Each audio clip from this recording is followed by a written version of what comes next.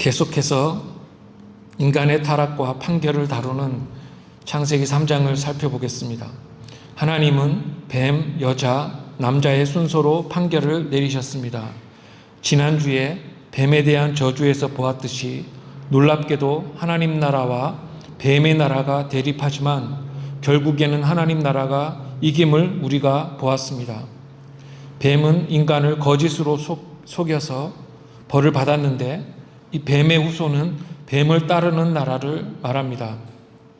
뱀에 대한 판결 바로 다음에 여자와 남자가 따로 판결을 받습니다. 여자에 대한 판결은 딱 한 절입니다. 16절을 함께 읽겠습니다. 시작. 또 여자에게 이르시되 내가 내게 임신하는 고통을 크게 더하리니 내가 수고하고 자식을 낳을 것이며 너는 남편을 원하고 남편은 너를 다스릴 것이니라 하시고. 아멘. 여자는 뱀에게 속아서 먹었다고 하나님께 말했는데 하나님이 뱀에게 저주를 내리시자 여자는 뱀을 벌함으로 판결이 끝났다고 생각했을 수도 있습니다. 만약에 그렇게 생각했다면 틀린 것입니다. 여자는 자기가 범한 죄에 대해 하나님의 판결을 받습니다. 변명과 핑계도 일종의 거짓말입니다. 하나님 앞에서는 핑계나 변명이 안 통합니다.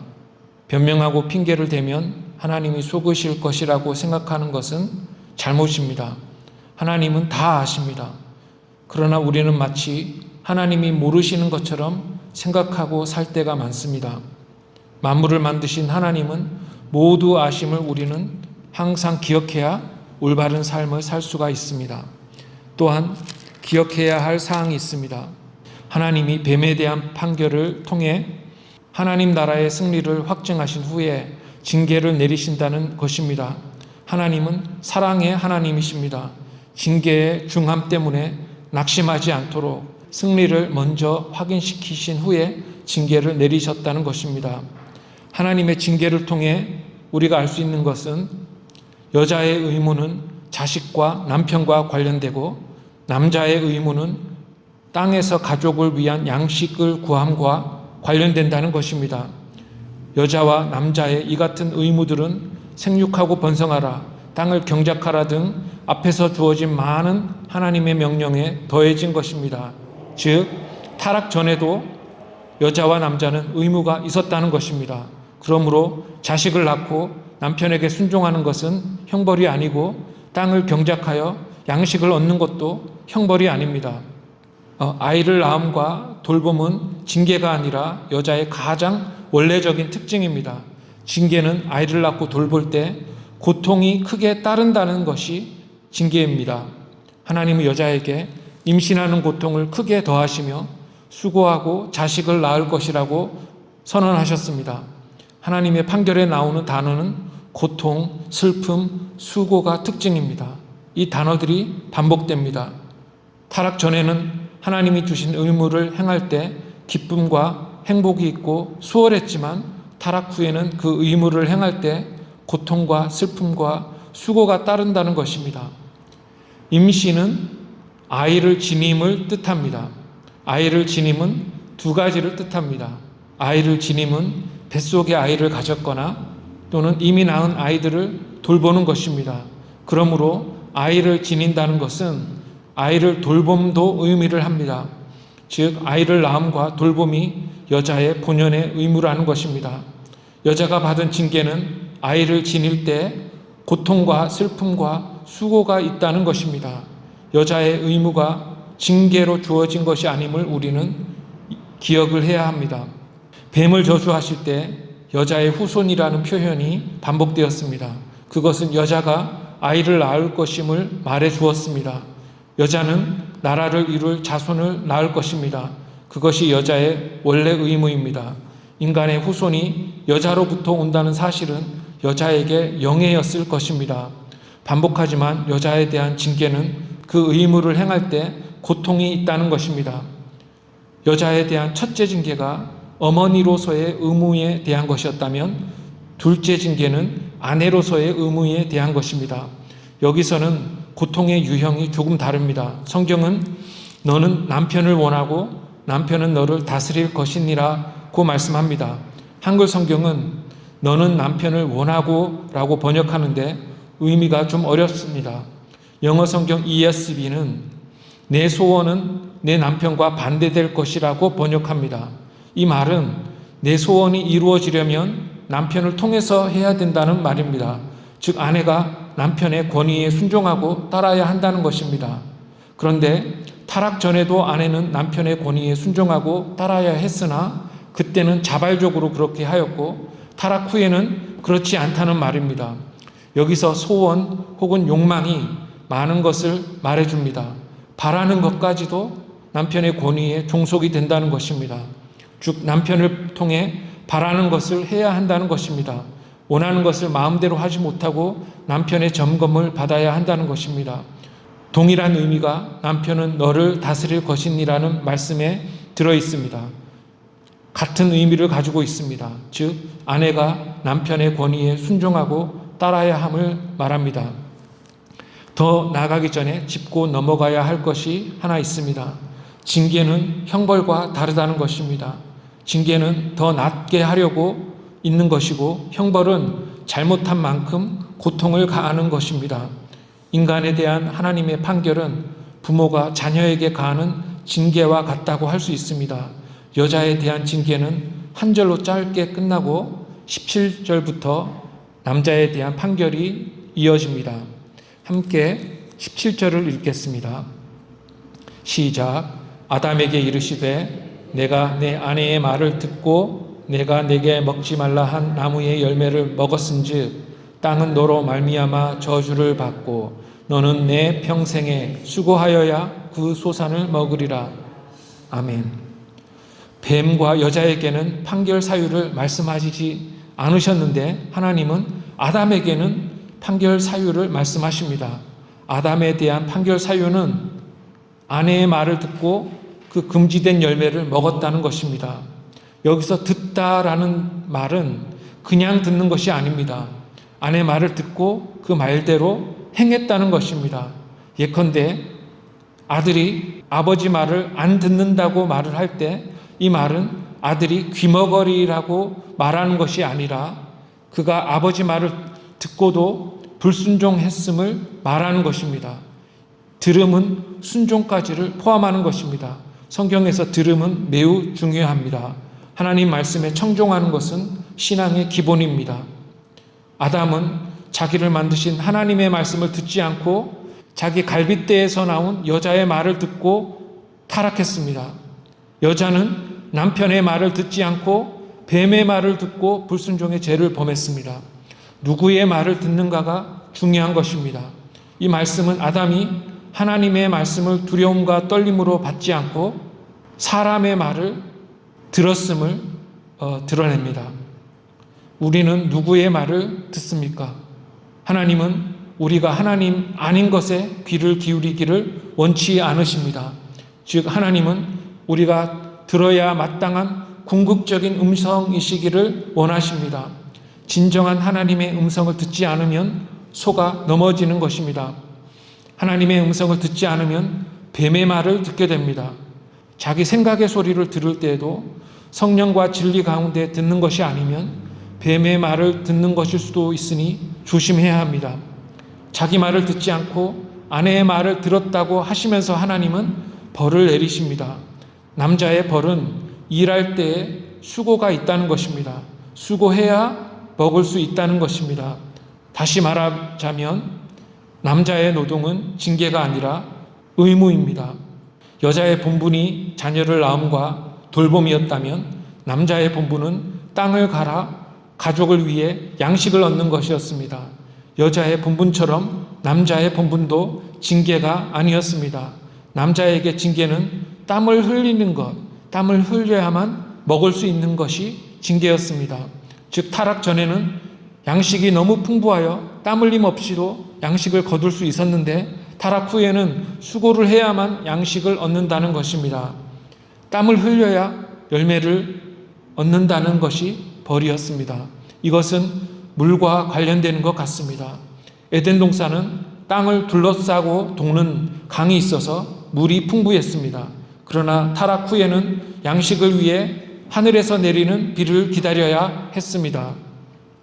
비를 내리시는 것은 하나님의 은총입니다.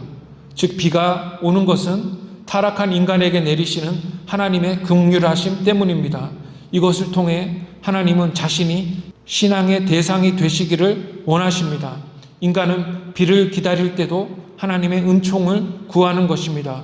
몇 주 전에 저는 각종 자연 현상을 볼 때 하나님을 기억해야 한다고 하였는데, 농사를 지으며 비를 기다릴 때도 인간은 하나님의 은혜를 기억해야 하는 것입니다. 타락 전에 아담은 양식을 위해 기쁨으로 일하였는데 타락 후에는 수고와 고통이 따릅니다. 인간은 게으르지 않고 부지런히 일하도록 창조되었습니다. 타락 전에도 그랬고 타락 후에도 그랬습니다. 타락 후에는 일을 할 때 수고해야 하고 각종 고통이 따른다는 것입니다. 일은 창조의 목적입니다. 그런데 인간은 평생 일해야 한다고 말씀하십니다. 양식은 나와 가족의 생명을 위한 것이니 남자는 나면서 죽을 때까지 쉼없이 양식을 위해 일을 해야 합니다. 남자의 징계는 그 다음 18절에 이어집니다. 함께 읽어보겠습니다. 시작. 땅이 내게 가시덤불과 엉겅퀴를 낼 것이라. 내가 먹을 것은 밭의 채소인즉. 아멘. 봄에 모아두었던 씨를 뿌리면 농작물이 자라나는데 가시덤불과 엉겅퀴를 땅이 낼 것이라고 말씀합니다. 가시덤불과 엉겅퀴가 뜻하는 바는 쉼이 없음을 뜻하는 것 같습니다. 즉 씨앗을 봄에 뿌리고 나면 수확할 때까지 아무 일도 안 해도 되는 것이 아니라 잡초를 제거하는 등 농작물이 잘 자라도록 잘 돌보고 수고를 해야만 풍성한 열매를 가을에 거둔다는 것입니다. 농부는 잡초를 제거해야 할 뿐 아니라 동물로부터 지켜야 합니다. 살쾡이, 사슴, 멧돼지 같은 동물은 또 가축도 해야 합니다. 그래서 남자는 끊임없이 경계를 서고 지켜야 풍성한 수확을 거둘 수 있습니다. 육체의 노동이 많이 사용되어야 수확이 풍성합니다. 가시덤불과 엉겅퀴를 제거해야만 합니다. 가시덤불과 엉겅퀴를 없애는 것은 어려운 일이 아니고 부지런하면 됩니다. 즉 충분히 제거할 수 있는 것들입니다. 그것들은 인간의 생명을 위협하지 못합니다. 방해물일 뿐이므로 땀 흘려 부지런히 일하면 됩니다. 인간은 이중 기원을 가지고 있습니다. 육체는 땅에서 오고 영은 하나님에게서 왔습니다. 하나님은 하늘에서 비를 내리시며 땅은 가시덤불 엉겅퀴를 냅니다. 비가 오고 가시덤불과 엉겅퀴를 볼 때마다 우리의 기원이 무엇인지를 생각해야만 하는 것입니다. 그리고 하나님은 밭의 채소를 먹으라고 하시는데 이것은 뱀이 먹는 흙보다 낫게 들리지만 에덴에서 먹던 각종 과일과는 못해 보입니다. 어쨌든지 간에 인간은 채소를 먹고 살게 될 것입니다. 다음 절 19절에서 땀을 흘려야 함을 다시 한번 말씀하십니다. 19절을 다 같이 읽어보겠습니다. 시작. 내가 흙으로 돌아갈 때까지 얼굴에 땀을 흘려야 먹을 것을 먹으리니 내가 그것에서 취함을 입었음이라. 너는 흙이니 흙으로 돌아갈 것이니라 하시니라. 이 구절은 우리가 어디서 왔으며 어디로 가는지를 말씀해 줍니다. 흙으로 돌아갈 때까지라는 말은 앞절의 평생과 동일합니다. 나서 죽을 때까지 일을 해야 한다는 것입니다. 그러면 인간은 그 육체가 흙으로 돌아간다는 것입니다. 하나님은 내가 그것에서 취함을 입었음이라고 말씀하십니다. 즉 인간은 흙에서 왔습니다. 흙이 기원인 인간은 그 기원인 흙으로 돌아간다는 것입니다. 흙으로 돌아간다는 말은 인간의 육신의 죽음을 말합니다.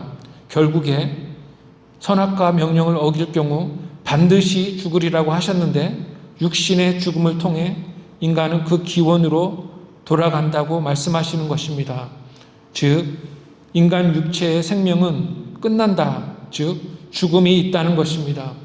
인간은 결국 죽으리라는 판결을 하나님이 내리시는 것입니다. 우리가 여기서 가질 수 있는 질문은 그럼 영은 어떻게 되는가입니다. 육체의 죽음뿐 아니라 영의 죽음도 인간은 생각해야만 합니다. 그리고 우리는 어떻게 살아야 하는가가 궁금해집니다. 영은 어떻게 될까요? 영도 육체처럼 죽을까요?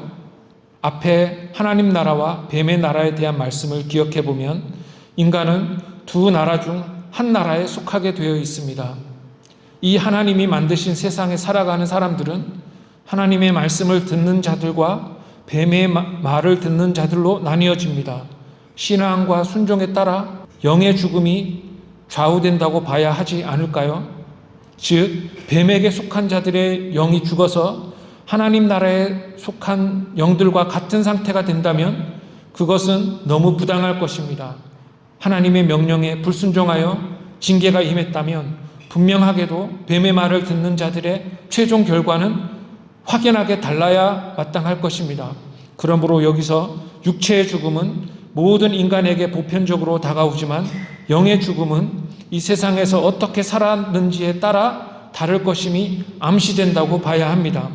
하나님 나라에 속한 자들은 뱀의 말을 듣는 자들과 다르다는 것입니다. 흙에서 온 사람은 흙을 갈아서 양식을 얻다가 다시 흙으로 돌아갑니다. 결국에 인간은 그 육신이 흙으로 돌아가는 존재로 흙과 밀접한 관계를 가지고 있습니다. 이것은 육신의 죽음을 말할 뿐 아니라 흙에서 온 인간의 연약함, 비천함을 말합니다. 교만하지 말고 인간의 연약함, 유한함, 비천함을 잊지 말아야 합니다. 하나님은 인간을 존귀하게 지으셨으나 본분을 떠난 인간은 한없이 추하게 됨, 흙과 같이 됨을 잊지 말라는 것입니다. 타락의 원인은 하나님처럼 되고자 하는 교만이었다고 했습니다. 인간은 흙에서 양식을 얻고 죽으면 흙으로 돌아가는 존재입니다. 하나님의 명령을 기억하라는 말씀입니다. 이렇게 하나님의 판결이 끝이 납니다. 다 같이 20절을 읽어보겠습니다. 시작. 아담이 그의 아내의 이름을 하와라 불렀으니 그는 모든 산 자의 어머니가 되미르라. 아멘.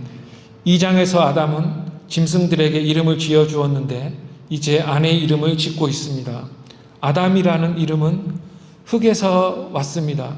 그런데 하와라는 이름은 모든 산자의 어머니라는 뜻입니다. 아담보다 하와가 더 존귀한 이름인 것 같습니다. 하나님은 여자의 후손이 하나님 나라의 백성이 될 것을 말씀하셨습니다. 이 때문에 아담은 여자가 낳을 후손이 나라를 이룰 것을 기대했습니다.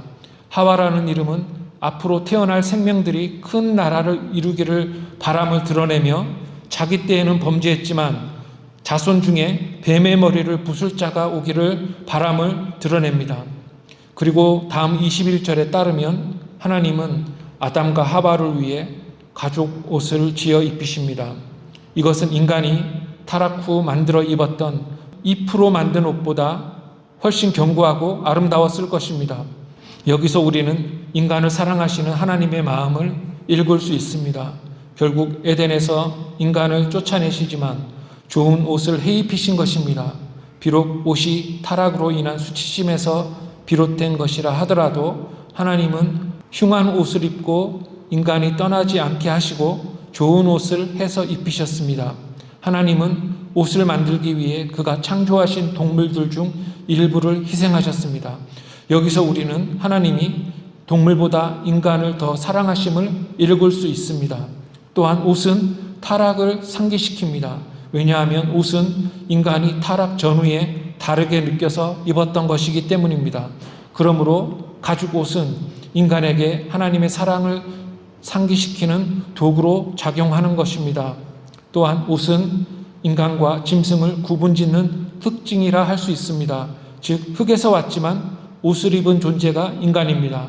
인간은 흙에서 왔지만 하나님에게서도 온 생명이기 때문에 존귀한 존재입니다. 하나님의 명령을 듣고 따를 수 있는 존재이며 짐승 일반보다 존귀한 존재가 인간입니다. 오늘 말씀을 맺으면서 몇 가지 적용점을 말해보겠습니다. 첫째, 하나님의 판결은 인간의 본질이 무엇인지를 말해줍니다. 인간은 흙에서 왔음을 깨닫고 교만하지 말아야 하지만 동시에 옷을 입을 수 있는 존귀한 존재입니다. 흙에서 온 인간이 다시 흙으로 돌아간다는 표현은 죽음을 가리킵니다. 그리고 뱀의 후손인지 혹은 여자의 후손인지에 따라 영이 어떻게 되는지 결정됨이 본문이 암시합니다. 즉 인간이 세상에서 어떻게 사는지에 따라서 영의 상태가 결정된다는 것입니다. 우리는 흙에서 온 미약하고 유한한 존재이지만 동시에 하나님이 함께 하실 때 존귀한 존재임을 깨달아야 합니다. 둘째, 하나님의 판결은 인간의 의무가 무엇인지를 다시 알려줍니다. 판결은 인간에게 주어진 원래 의무에 고통을 더했습니다. 여자는 고통 중에 자녀를 낳고 돌보며 남자는 땀 흘리는 수고를 하여 양식을 얻어야 합니다. 인간의 의무는 더해지거나 덜해지지 않았습니다. 인간이 고통과 수고를 참고 맡은 바 의무를 다함은 매우 중요합니다. 그러할 때 승리하는 여자의 후손이 되는 것입니다. 그러므로 우리는 태초에 주어진 본분을 부지런히 행해야 합니다. 셋째, 우리는 하나님에 대해 오해하지 말아야 합니다. 하나님은 그의 백성이 다른 존재가 아니라 하나님에게만 귀를 기울이기를 원하시는 분이심을 오해하면 안 됩니다. 성령과 진리가 아니면 우리의 귀를 기울이지 말아야 합니다. 뱀은 속임과 기만과 협박으로 자녀를 미혹하기 때문에 뱀에게 귀를 기울이면 우리는 망하는 것입니다. 또한 하나님의 부성적 사랑에 대해 오해하면 안 됩니다. 하나님은 부모가 사랑으로 자녀를 징계하듯이 인간을 다루시는 분임을 우리가 깨달을 수 있었습니다.